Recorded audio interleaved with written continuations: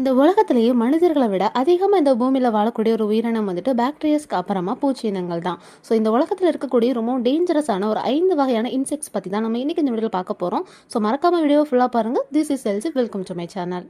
இதில் 5th பொசிஷனில் இருக்கிறது புல்லட் ஆண்ட்.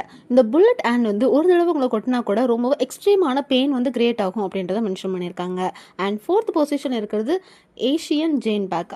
இதோட மல்டிபிள் ஸ்டிங்ஸ், அதாவது உங்களை பலமுறை இந்த ஒரு பூச்சினம் கொட்டுச்சு அப்படின்னா உங்களுக்கு கடுமையான வலி ஏற்படுறதை விட நீங்கள் வந்து அன்கான்ஷியஸ் ஆயிடுவீங்க அப்படின்றதும் மென்ஷன் பண்ணியிருக்காங்க. அண்ட் நம்மள தேர்டாக பார்க்க போகிறது கிசிங் பேக்.